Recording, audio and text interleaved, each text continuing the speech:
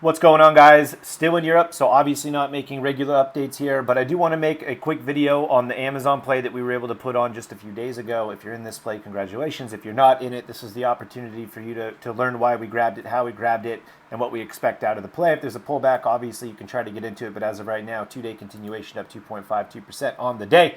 And it does look like it's going to continue to run here. So let's actually talk through Amazon. I'm going to show you the actual trade idea that we put out a couple of days ago and why we like this thing, right? So if I actually go ahead and pull up the chart as it looked before, we're going to talk through why we liked it at that specific price point. But this is what we were looking at when we went ahead and put the trade on, looking at a risk on above 190 with our stop loss at 174, some take profits at 225 and 255.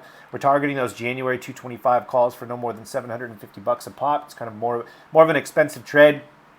But as you'll see in a second when I show you some of the positions that we're currently in, you don't have to go out that far if you don't want to. I like to go out a little bit farther in these mag-7 stocks because these things tend to run for an extended period of time, and that's how those grand slams occur. But you could obviously buy something a little bit shorter, which you're going to see some guys grab Novembers, some guys grab Decembers, etc. You can see here that the entire trade idea is predicated on the fact that it's a mag-7 stock about to break out into all-time highs. So many people are afraid to own this stuff because they think the world is ending and that the strongest stocks and the biggest stocks in the market are not going to continue to be the strongest stocks and the biggest stocks in the market. That is fucking stupid. They are the biggest stocks in the world for a reason. It's because they're the best goddamn companies in the world. There's zero reason why a market where global liquidity is improving, we're in the second year of a bull market, these companies are going to stop performing well. Amazon, the latest of the mag-7 stocks to break out into all-time highs. You can read through this, pause the video, you see why we liked it when we liked it, but there you go. That was setting the stage. Let's talk about this consolidation fracture really quick and why we liked it at the price point we did. A lot of people made the incorrect assumption that consolidation fractals, particularly underneath all-time high supply zones, are bearish, that maybe this was going to start rolling over and potentially start capitulating into a stage 4 downtrend, and maybe this was a stage 3 distribution phase. Guys, once again, one of the leading ways for you to understand between stage cycles is where is price in terms of the 200-day moving average.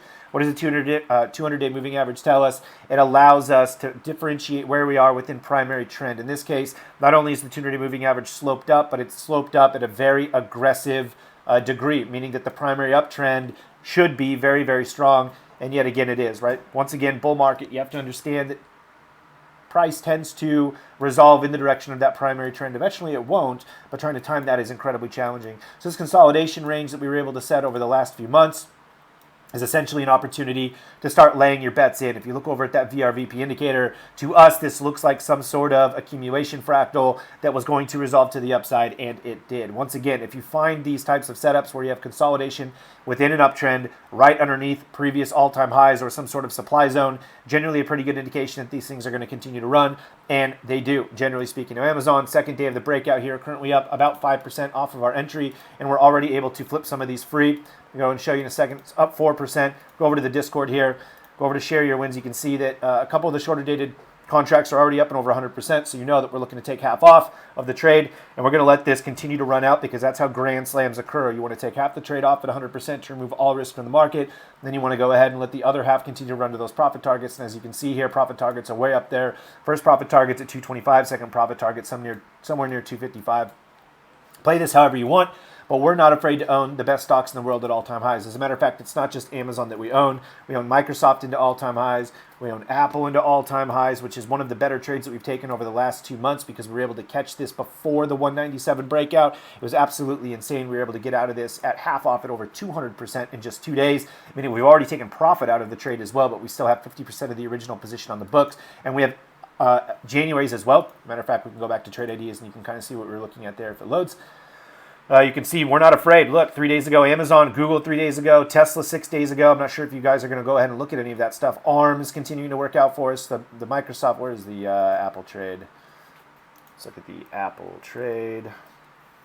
The most recent one that we put on, Apple, June 10th. This is exactly what we were looking at.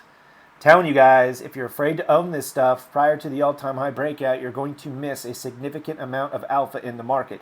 People that scream at you and tell you that the world is going to end are just fucking stupid. I mean, there's no other way to put it. Probably not going to happen, at least in our lifetimes. We're going to be long and dead before the world ends. So just own this stuff in uptrends. Apple, obviously, you can see where we bought it. We liked it above 197.5.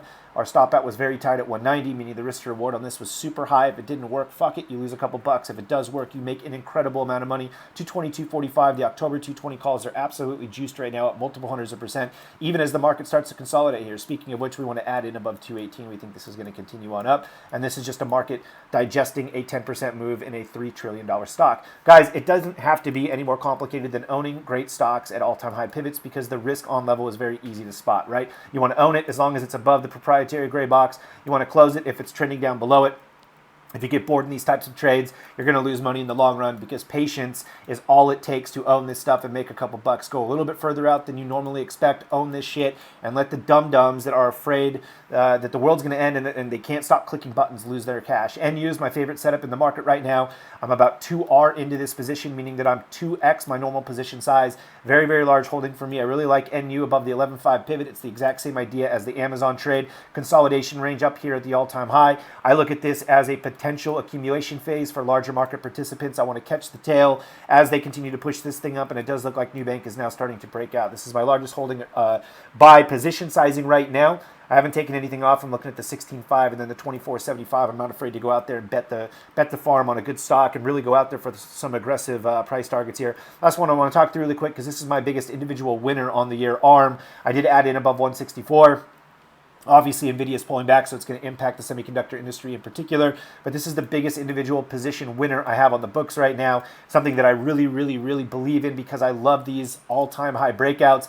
You know, people were writing off ARM as it broke back down. They thought that it was going to be a dead stock. You know, all the conspiracy theorists came out. CoreWeave and NVIDIA is a scam. Fuck everybody and this stupid bullshit about conspiracy theories.